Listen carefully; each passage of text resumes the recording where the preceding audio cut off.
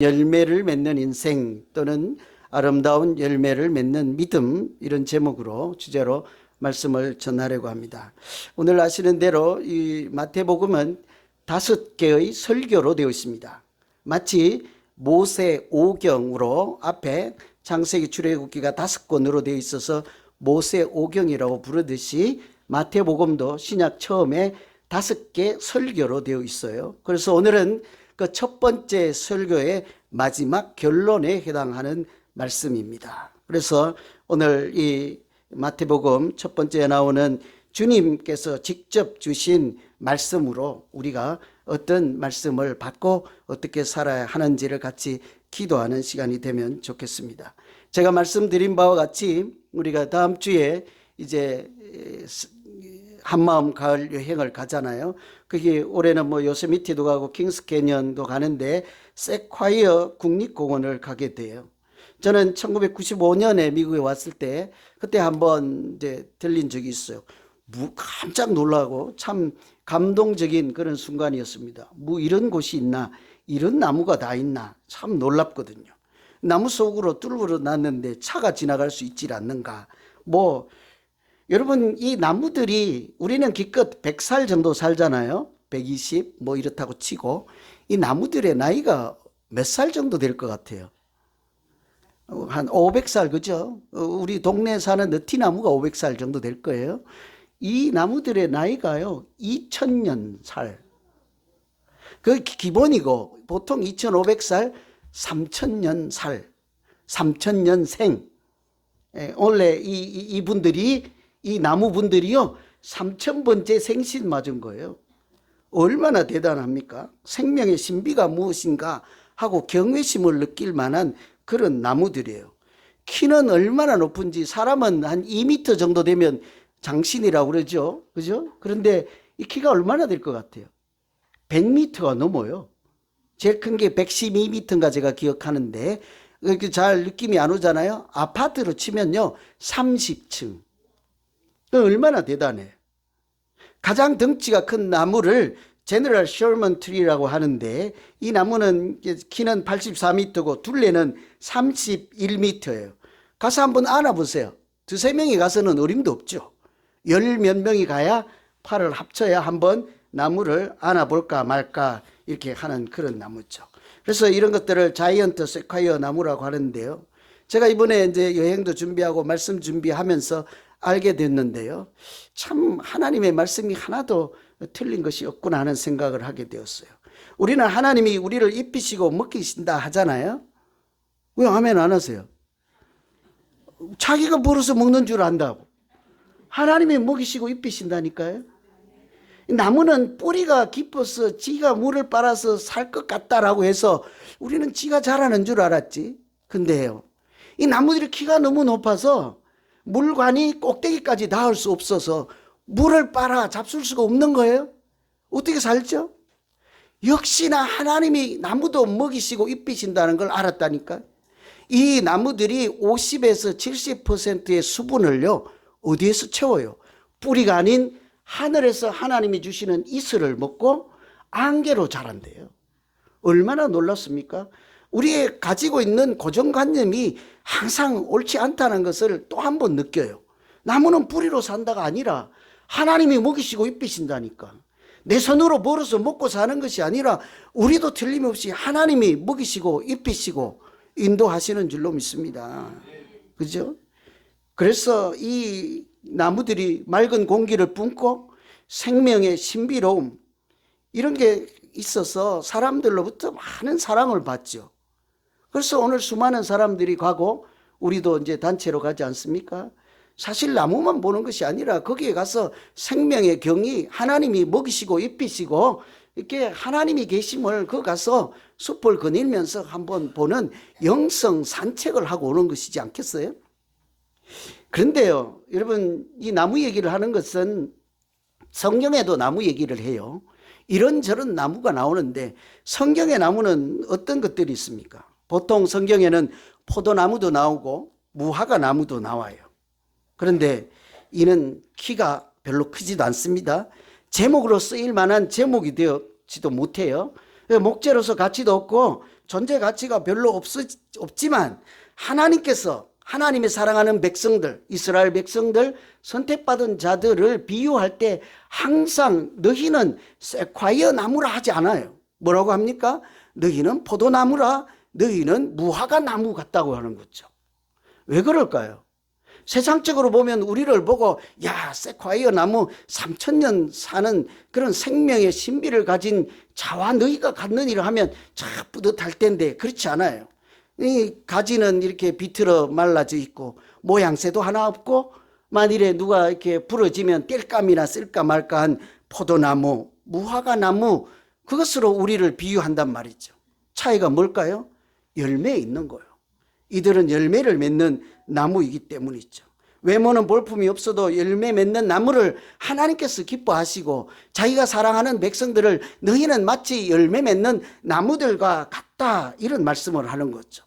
오늘 말씀도 산상보훈에 우리가 산상보훈이 설교라는 말이요, 보배와 같은 말씀, 보배와 같은 교훈. 그래서 산에서 주신 예수 그리스도 주님의 보배 같은 교훈 가르침이다 그랬잖아요. 그 결론이 무엇입니까?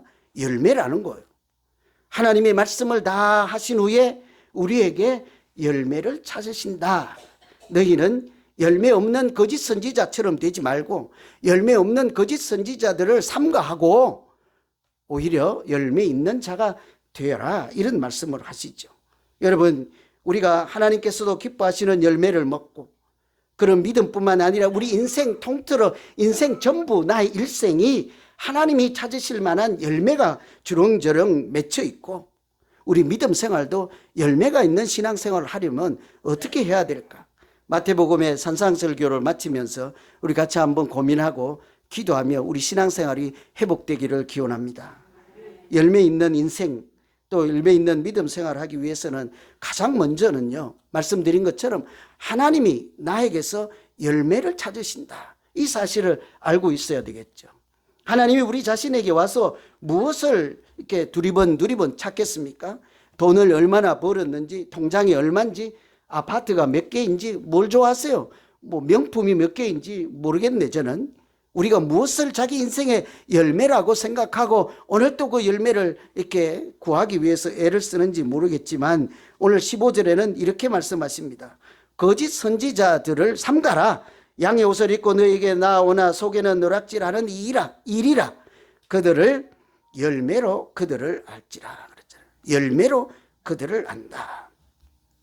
이것은 팔복의 말씀, 설교 말씀을 다 마치면서 거짓 선지자를 삼가라, 열매로 그들을 안다 그랬잖아요. 거짓 선지자를 어떻게 알겠습니까? 옷이나 말이나 뭐 이런 걸 보면 알지 못한다고요. 원래 사기치는 사람, 뭐 다른 의도가 있는 사람, 겉과 속이 다른 사람은요, 겉으로는 멀쩡하고 잘생겼어요. 아주 미남이죠. 저 같은 사람은 생긴 것도 이렇게 사기치게 안 생겼잖아요. 그죠? 뭐 볼품이 없으니까. 근데 잘 속이는 사람, 겉과 속이 다른 사람은요, 이렇게 이렇다고요. 모양이. 근데 그들을 어떻게 우리가 알아차릴 수 있는가 하면 열매를 보고 알 수 있다는 거예요. 이것은 열매를 보고 겉과 속이 다르거나 이렇게 거짓 선지자 같은 하나님 없는 사람, 이런 사람들을 주의하라, 삼가하라는 말씀도 되겠지만 반대로 우리 자신도 열매가 없는 거짓 선지자와 같은 믿음 생활은 돼서는 안 되겠다 하는 말씀이지 않겠습니까? 거짓 선지자는 열매가 없는 믿음 생활을 하는 사람이라고 볼 수 있습니다. 뭐 거짓말이 유창한 사람이 아니라 그냥 거짓말을 하지 않더라도 말은 유수하고 겉은 이렇게 번지르 해도 실속 열매가 없는 경우를 하나님은 거짓된 자라, 이렇게 얘기한다는 거죠. 그래서 이 산상설교를 마치면서 5장에서 7장 말씀을 다 듣고 우리가 주옥 같은 말씀이 있잖아요. 그러니까 그냥 설교 이렇게 하지 않고 산에서 주신 보배와 같은 말씀이라고 그래요. 다른 데 있는 설교는 그렇게 부르지 않습니다. 마태복음 5장 7절만 유독 그렇게 보배와 같은 교훈이라고 할 정도로 주옥 같은 말씀이 여기 있다고요. 얼마 안 되는 짧은 말씀 가운데. 그래서 우리가 듣기만 하면요, 저절로 감동이 돼요. 저절로 아멘이 나와요. 대접받고자 하는 대로 너희도 남을 대접하라. 얼마나 멋진 말입니까? 안 대접하려고 아멘이 안 되나 봐, 그죠? 그런 말씀이 너무 많아요. 그런데 우리가 만일 이런 말씀을 듣고 그때만 감동이 와서 아멘, 아멘 하고 지나가면, 그냥 시간 지나면 이 문을 나가면 흘러버린다면 그것은 열매 맺는 믿음 생활이 아닌 거예요. 열매를 맺지 않는 그런 신앙 생활은 이 말씀을 마음에 담지 않고 그 말씀을 묵상하지도 않고 그 말씀에 하나님의 은혜와 성령이 역사하여서 무슨 새로운 역사가 나타나는 그런 일도 없는 경우를 거짓 선지자 같다고 하는 거죠. 이 사실만 우리가 조금만 생각한다면요, 우리가 열매 맺는 인생을 살아야 되지 않을까? 나의 믿음 생활도 열매가 있어야 되지 않을까? 이런 고민을 할 수밖에 없다고요. 바리새인과 서기관보다 너희가 나아야 천국에 들어갈 수 있다 그러잖아요. 이 바리새인과 서기관을 두고 거짓 선지자 또는 열매 없는 자와 같다 이런 얘기를 하는 거예요. 그 사람들이 하는 말은 얼마나 유창합니까? 그들이 외우는 하나님 말씀은 얼마나 많습니까? 문제는 그 말씀대로 자기가 영향을 받고 변화를 받거나 하나님의 역사하심을 경험하지 못한다고요.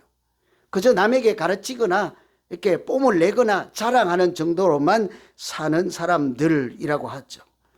그래서 이 7장 마지막에 아무리 보배와 같은 말씀이 있을지라도 하나님이 마지막 하는 말씀은 이 말씀 붙잡고 한번 도전해 보지 않을래, 이런 얘기인 거예요. 이 말씀 붙잡고 너희 신앙생활에 천국을 소유하는 복을 한번 누려보지 않겠느냐, 이런 말씀인 거예요.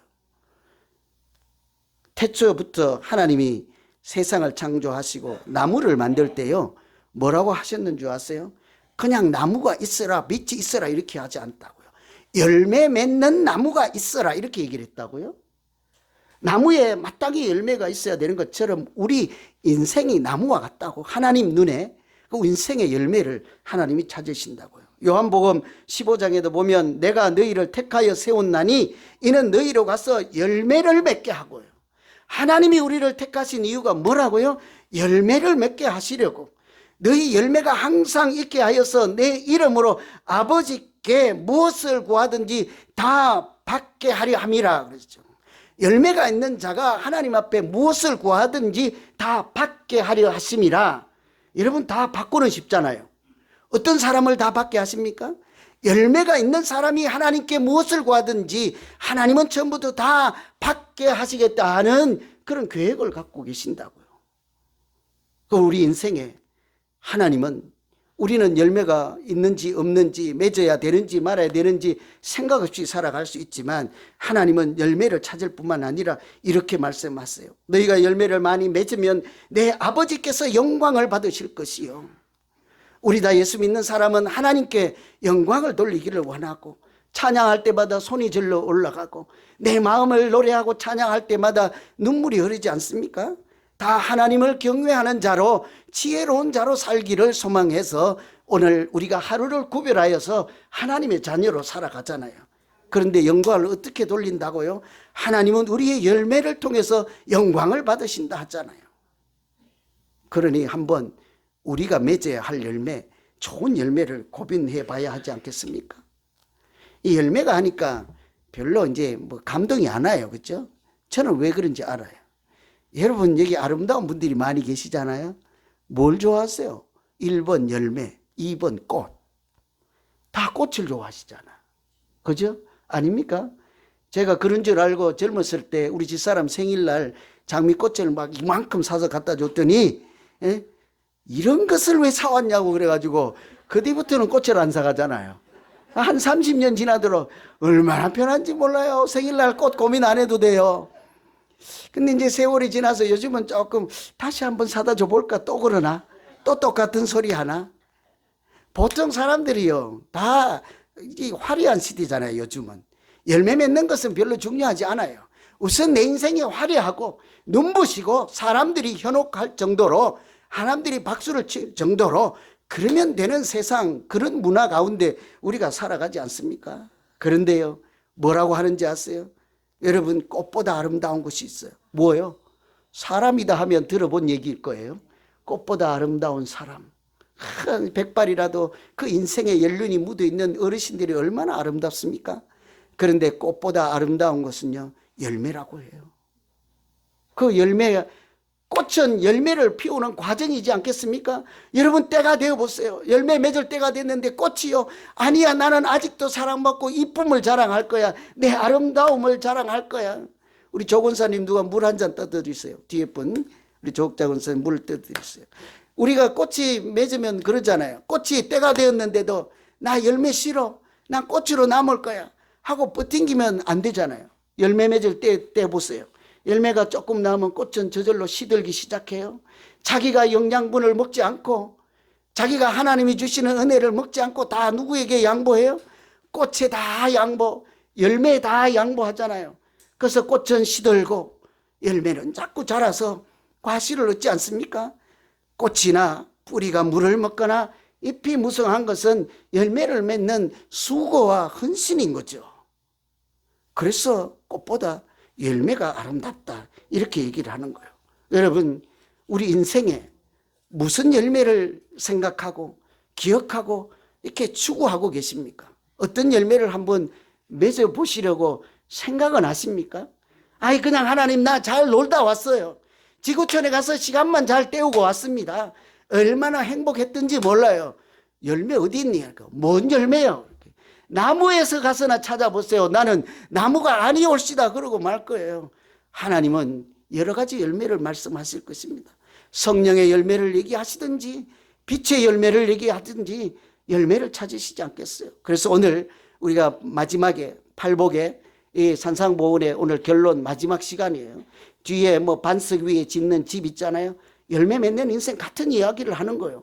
열매를 맺는 자가 그의 집을 반석 위에 짓는 사람과 같다, 이런 얘기를 하는 것이지 않겠습니까? 그래서 우리가 이 말씀으로 한 구절, 이 산상 설교에 쭉 나오는 말씀 한 구절이라도 그 내 마음에 심고 품고 하나님께서 자라게 하셔서 열매를 맺게 하심으로 그 열매로 하나님도 영광을 받으시고 우리 인생도 빛이 나고 아름답고 행복한 인생이 되기를 간절히 기원합니다.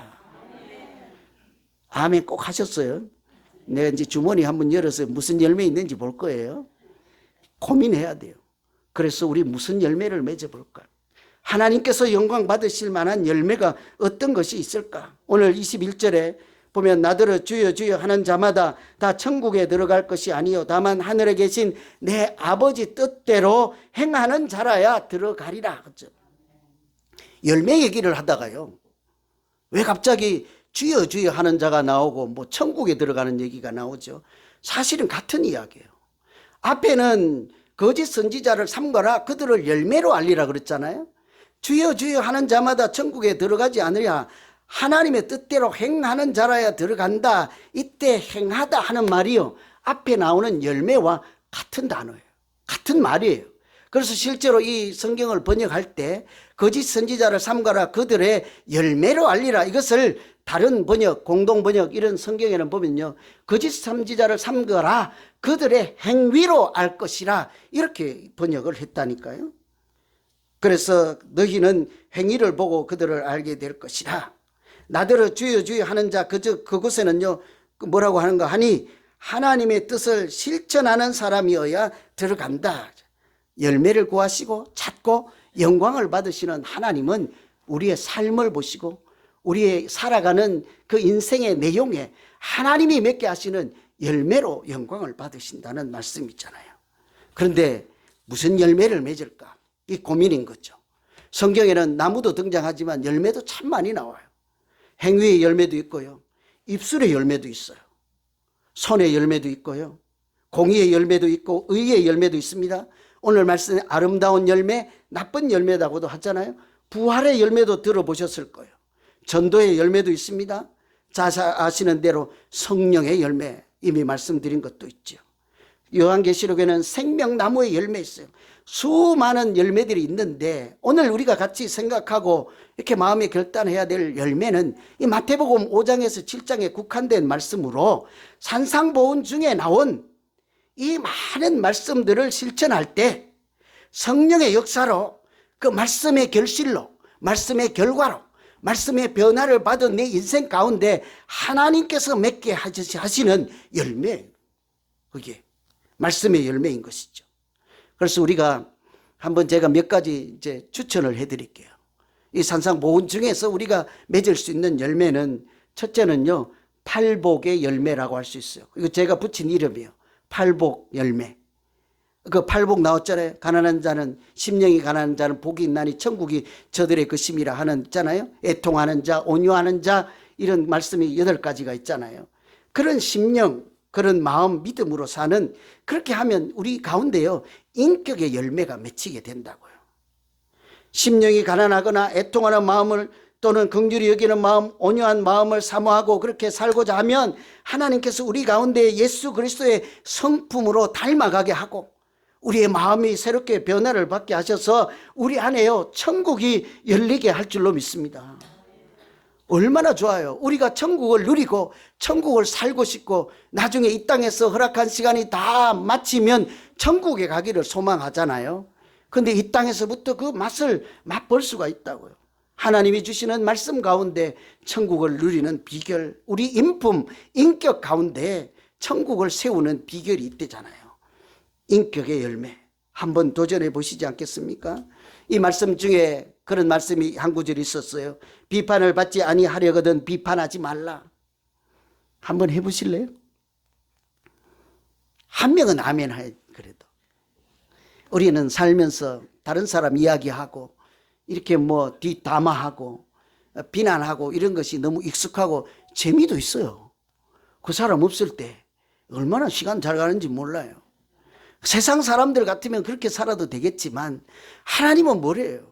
비판을 받지 아니하려거든 비판하지 말라 그랬으니, 그래 내 인품으로는, 내 그릇으로는, 내 경험상으로는 참 어렵지만 하나님의 말씀이니까 내가 이 말씀에 한번 도전해 보리라 하고. 여러분, 세상에 흠이 없는 사람이 어디 있습니까? 문제가 없는 사람이 어디 있습니까? 그 문제 하나 발견하면 그냥 그 사람이 하는 것이 모두가 부정적으로 생각되거나 그렇게 하지 말고 항상 누구를 보든지 다른 사람을 나보다 낮게 여기고 그렇게 이 말씀으로 변화를 받아서 살면 교만한 자를 물리치시고 겸손한 자에게 주는 하나님의 은혜를, 하나님도 우리를 불쌍히 생각해서라도 은혜를 채워줄 줄로 믿습니다. 겸손의 열매가 맺어지지 않겠어요? 한번 해보세요. 누구든지 비판을 받지 아니하려거든의 비판은 저 사람이 반대급부로 나에게 역공격하는 것을 당하지 않고 험한 꼴 당하지 아니하려면, 그런 말이 아니라 비판한다는 것은 하나님처럼 정죄하고 판단하는 것으로 하나님 앞에 서는 시간을 생각하라 하는 말씀이잖아요. 그때를 생각하고 지금 여기서부터 하나님 앞에서 살아간다 하는 인생을 살 때 하나님께서 우리 믿음의 열매를 맺게 하신다는 뜻이잖아요. 세 번째는요, 제가 어렵지 않게 사지선다로 할게요. 몇 번 할란가 해봐요. 팔복, 인격의 열매예요. 두 번째는 겸손의 열매예요. 세 번째는 빛의 열매입니다. 예수 믿는 사람들을 빛의 자녀라고 하잖아요. 그죠? 우리가 그때 어둠의 자식들 그러면 뭐래요? 난 아니야. 난 아니야. 예수 믿는 사람 어디 가서든지 뭐라고 하면 뭐래요? 빛의 자녀라고. 아멘 할 거예요. 속으로는 옆에 사람 들을까 봐 아멘 안 해도 속으로는 다 아멘 해요. 내가 빛이 아니라 하나님이 나의 빛이 되시고 하나님의 자녀이므로 내가 빛의 자녀이지 않습니까? 내가 잘나서 빛의 자녀인 것이 아닙니다. 성령의 빛으로 나를 새롭게 비춰주시고 새 사람으로 날마다 빚어주셔서 거듭난 사람, 하나님의 빛을 따라 이렇게 내 인생의 길을 인도함을 받고 성령의 빛을 따라 내 한 걸음 한 걸음을 인도하심을 따라 삶으로 하나님을 우리에게 빛의 자녀라 했잖아요. 얼마나 감사하고 얼마나 영광스러운 이름인지 몰라요. 그런데요, 그것이 전부가 아닌 게 문제라는 거죠. 우리에게 빛의 자녀면 하나님은 무엇을 찾겠습니까? 우리에게 빛의 자녀인 우리에게 와서 어둠의 열매를 구하시겠습니까? 빛의 자녀에게는 빛의 열매를 구하고 어둠의 자식들은 죄의 열매가 무엇인지를 살피지 않겠냐고요. 하나님은 우리에게 거룩한 빛을 주셔서 너희 착한 행실로 다른 사람에게 비추어서 그들이 하나님께 영광을 돌리게 하라 그랬잖아요. 우리에게 거룩한 빛을 주셨습니다. 그 빛을 왜 이제 이렇게 말같이 말 있잖아요. 말 한 대, 두 대 하는 대가 있고 말 있잖아요. 한 말, 두 말 하는 큰 그릇, 우리에게 주신 거룩한 빛을 그 큰 그릇으로 덮어놓고 빛이 새어서 다른 사람에게 퍼져나가지도 못하게 그렇게 살고 말 것입니까? 그릇을 항 열어 제끼고 우리 육체의 몸으로 성령 빛, 거룩한 빛이 안에 있는데요, 내 안에 가둬놓고 빛이 새어나지 못하게 그렇게 살고 말겠습니까? 하나님이 주신 진리의 빛, 생명의 빛, 말씀의 빛을 세상 가운데로 퍼져나가게 해서 내가 비추는 그 빛으로 저 사람도 기쁨을 회복하고 상처를 회복하고 하나님께 영광을 돌리는 빛의 열매, 전도의 열매를 맞을 때 하나님은 틀림없이 그런 우리의 믿음으로 영광을 받으실 줄로 믿습니다. 제가 제일 좋아하는 말씀이에요. 어디 있는지 아세요? 이 말씀 5장 16절이에요. 저는 이렇게 외웠습니다. 5.16 혁명은 다 아시죠? 성경에 있는 혁명은 5장 16절이라니까요. 뭐라고 해요? 하나님이 너희가 빛이다. 너희의 착한 행실로 하나님이 주신 거룩한 빛을 비치게 하여 저들도 다른 사람, 믿지 않는 사람들도 하나님께 영광을 돌리게 하라. 제가 그래서 신학교 갔다니까요. 돈 벌지 아니하고 나같이 못생기고 어눌하고 부족한 사람 통해서도 하나님이 하나님의 빛을 비추게만 하시면 나도 내 인생도 1초라도 쓸모가 있겠구나. 인생의 100마디 중에 한마디는 쓸모가 있겠구나. 세상 사람들이 다 뭐라고 손가락질 할지라도 한 사람이라도 나 때문에 하나님 앞으로 나아가는 구원을 입는다면 내 인생이 헛것은 아니었다 하고 말할 수 있지 않겠는가. 빛의 열매가 있지요. 그런데요, 어려워요, 다. 그죠? 잘 안 돼요. 정죄하지 않는 열매, 빛의 열매. 뭐 내 같은 사람이 또 뭐 거룩한 뭐 심령이 가난한 자, 애통하는 자 이러면 좀 거리가 있고 부담스러워요. 그런 분들은요, 4번 잘 들어요. 4번. 가장 기초적이에요. 가장 기본적이에요. 가장 필수적인 것이에요. 이것만 하면 전부를 했다고 할 수 있는 열매가 있습니다. 뭘까요? 혹시 아십니까? 사랑의 열매라고 하면 되지 않을까요? 성령의 열매가 9가지 있잖아요. 사희화 오자 양충온절 있어요. 암호 같지만 첫 번째 사자가 뭔 사자예요? 사랑이잖아요. 사랑과 희락과 화평과. 그러니까 첫 번째가 사랑의 열매이잖아요. 여러분, 우리가 뭐 9가지 다 맺으라고 하지 않습니다. 하나님이 전부 100가지 다 맺고 오라고 하지 않습니다. 첫 번째로 사랑의 열매를 맺음으로, 사랑은 율법의 완성이라고 하잖아요. 사랑은 허다한 죄를 덮는다고 하잖아요. 하나님은 사랑이라고 하잖아요.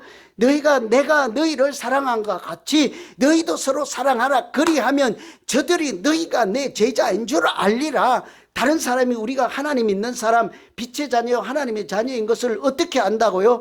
거짓 선지자를 열매로 아는 것처럼 하나님은 우리의 사랑의 열매로 사람들이 알아보고 그 열매로 인하여서 그들도 하나님 앞에 나오게 될 것이라 하잖아요. 사랑의 열매. 어제 어떤 사람이 인생에 고민이 있는지, 목사님 예수는 왜 믿나요? 왔어요. 아니 느닷없이 예수 잘 믿는 사람이 그러니까요. 아니 뭐라고 답변을 해야 될지 모르겠다고요. 제가 한번 묻고 싶어요. 제가 요즘 예수 믿기 싫거든요. 권사님, 제가 예수 믿어야 돼요? 아멘 안 하니까 다행이네. 아멘 하면 그분 내가 찾아가려고 그랬거든. 예수를 왜 믿나요? 예수를 왜 믿나요? 제가요, 그냥 이렇게 사랑하기 위하여라고 했어요. 답 잘했어요? 사랑하기 위하여서. 성경의 말씀을 요약하면 하나님을 사랑하고 이웃을 사랑하라 하잖아요. 그것이 하나님의 자녀로 살아가는 도리요. 천국에 들어가고 천국을 살아가는 비결이 있잖아요. 예수를 왜 믿어요? 예수님처럼 원수라도 사랑하고 하나님 진리의 길, 생명의 길, 구원의 길로 인도하시는 그 사랑의 하나님 곁에 붙어 있어서 그분 손잡고 동행하는 인생을 살고 천국의 삶을 누리기 위해서 우리가 예수 믿는 것이지 않겠습니까? 이 사랑의 열매. 그래서 성경에도 보면 제 예배를 드릴 때 예물을 제단에 앞에 두었을 때라도요, 사랑하지 않는 사람들에게 뭐라고 해요? 예물을 거기에 두고 먼저 가서 형제와 화목하라. 그리고 와서 예배를 드리라 그러잖아요. 요한복음에 보면 이웃을 사랑하지 않고 형제를 사랑하지 않고 하나님을 사랑하는 사람은 거짓말하는 사람이라 이렇게 얘기를 하잖아요. 그러니 우리가 사랑의 열매를 맺으면 율법의 완성이요 전부인 것처럼요 사실은 모든 열매를 다 맺는 거나 마찬가지예요. 고민하지 마세요. 무슨 열매를 맺을까요? 이렇게 사지선다 선택하지 않아도요. 사랑하기 위해서 얼마 남지 않았습니다. 그동안 얼마나 찢고 뽑고 싸우고 갈등하고 소리 지르고 살았습니까? 이제 남은 시간이라도 나에 있는 것을 전부를 다 주고 나무처럼 아낌없이 다 주는 나무래잖아. 잎도 주고 열매도 주고 뿌리도 주고 그늘도 주고 나중엔 죽어서 그루터기가 되면 의자도 되어주는 나무처럼 전부를 주는 그렇게 살아도요 부족한 시간이 우리 앞에 남아있어요. 처음에 제가 세콰이어 나무를 얘기했잖아요. 식물학자들이 가서 어떻게 3000년을 살 수 있느냐고.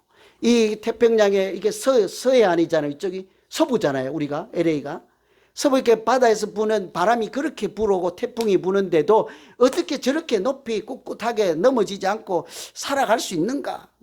안 된다는 얘기죠.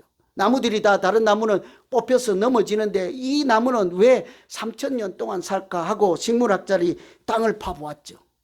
틀림없이 뿌리가 어마어마하게 깊을 것이다 하는데 아니었다. 뿌리가 아주 얕아요. 그런데 옆으로 뻗쳐서 그 주위에 엄마 나무는 아기 나무에게, 이렇게 젊은 나무는 친구 나무에게, 동생 나무는 형님 나무에게 이렇게 서로 뿌리를 엉키고 슬키고 해서 바람이 불면 잡아주고 영양이 부족하면 자기 뿌리로 영양을 공급해주고 그렇게 서로 군락을 이루어서 서로를 붙잡아주는 것이 3000년의 생명을 누리는 비결이라는 것을 알게 되었죠. 여러분, 우리 한 사람 한 사람 얼마나 약해요. 우리 혼자 서 있으면 그냥 내 인생 버티고 서 있을 사람 한 분도 없어요. 저는 여러분이 붙잡아 주지 않으면 진장에 넘어지고 지금 어디에 누워 있을 거예요.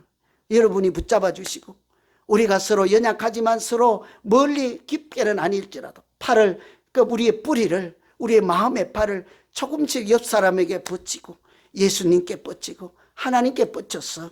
그래서 우리가 연약함을 하나님은 오히려 그것으로 강한 자를 부끄럽게 하시고 우리가 한 말씀이라도 내 마음의 밭에 심고 하나님께서 자라게 하시고 그래서 어느 때가 되면 열매를 맺게 하시도 하나님도 영광을 받을 뿐만 아니라 우리 인생도 아름답게 하시고 우리 믿음 생활도 아름다운 행복한 모두 되기를 간절히 기원합니다. 우리 같이 한번 기도하겠습니다.